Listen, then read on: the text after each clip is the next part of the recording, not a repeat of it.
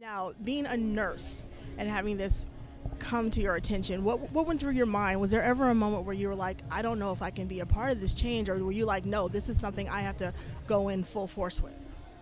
I have to say, I didn't really think about it. I was a social worker before I became a nurse, and when I came to San Francisco, I was taking my pre-meds because I thought maybe I want to do something about this epidemic in medicine.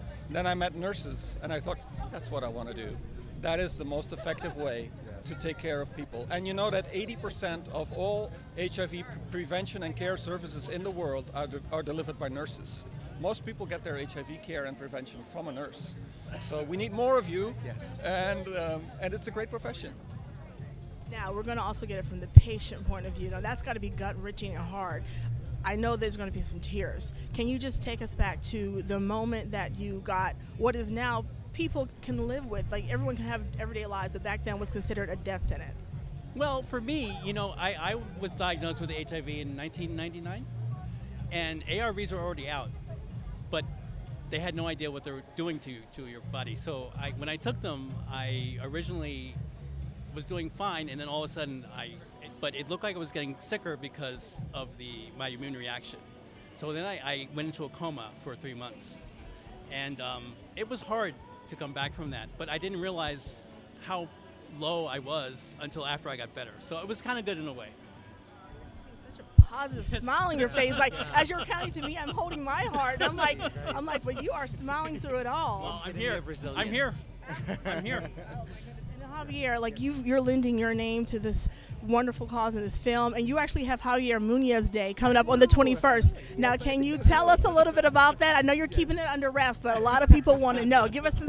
Okay, so last year the mayor, New York City Mayor, de Blasio, announced June 21st as Javier Munoz Day, and so this year I just wanted to turn it into something that's in line of what I do, which is activism and awareness. And so I'm working with Red to combine with their Eat Red Save Lives efforts for June, and combine it with some pride stuff, and put my spin on it. And there's some really fun stuff coming in the next few weeks. So you have been a pillar in the community with all your activism. Now, you lived through this, but going back and getting together with everyone saying we're going to make this documentary, take me back to day one when we said we're going to bring this to the forefront.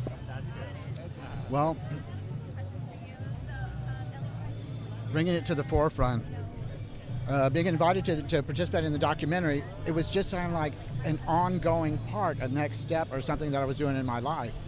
I was HIV positive when I was 22 years old, so all my decisions and for the rest of my life, which direction things, was guided by HIV. So I feel that I've been out there, and why I have survived the epidemic was because I dove into it, all into it. Volunteering for people with HIV for meal deliveries, volunteering for giving people a massage with HIV. I was on the Project Inform hotline disseminating information throughout the world when people were wondering what is real and what's true and what's not. We had the information. So becoming totally involved and immersed in the epidemic. And along with that came a little bit of acknowledgement and or respect enough to carry it forward. I volunteered at elementary school, kindergarten through 5th grade. I do an educational part for our 4th and 5th graders around HIV on World AIDS Day. And we go out onto the sidewalks of Castro Street, and we write the names of people who used to work in those businesses, in those dance in those shops, drink at those bars, who lived in the neighborhood. And it's a wonderful opportunity for the kids to be educated about HIV, especially in Ground Zero where it happened. And to take that information home, because a part of it is collecting names from their family and friends at home that they can write on the sidewalk, and it is a very moving, a very emotional thing to be a part of. And once I kind of had that idea, I couldn't not do it. And everyone I asked, whether it be people at the school, the principal, the staff, or the merchants, and my friends in the HIV community, let's do it. And to do it has been a fantastic thing. We've done it 5 years in a row, which has been just really wonderful. Being there, just being in the trenches. You were a nurse when some people would have walked away. Tell me what made you stay. It was just part of who I am. It was the right thing to do. I didn't really have to think about it. It was. I saw people turning their backs, and I was like, "That's not what we do. we're healthcare providers, we're professionals. This is, you know, our whole lives. We prepared ourselves for this moment without even knowing it. And so, how? You know, I saw how people were being treated, and I was like, no, we can't do this.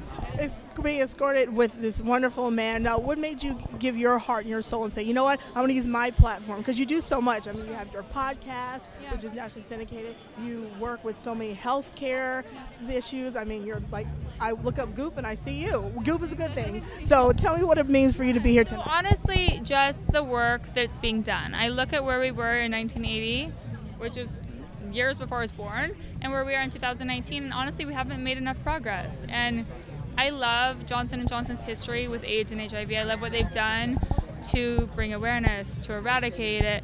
And I look at somebody like Cliff, I'm like, you were in the trenches. Like, it's easy to throw money at something, it's easy to post about something, it's easy to say I'm a supporter of something, but to actually be there day in and day out, lying in bed with patients with their last breaths, like, I can't imagine. And I can't imagine how you don't bring that home with you. How did you not bring that home with you? I think I did. You know, at the time, I lived alone. So, you know, I would just go home and really just kind of retreat and be into myself. A lot of meditation and my faith. I'm a practicing Catholic, and, you know, religion was really important to me. And luckily for me, I lived in San Francisco. I had a parish that completely supported the work that I was doing and actually let us develop our own support group for people living with HIV and AIDS in our community.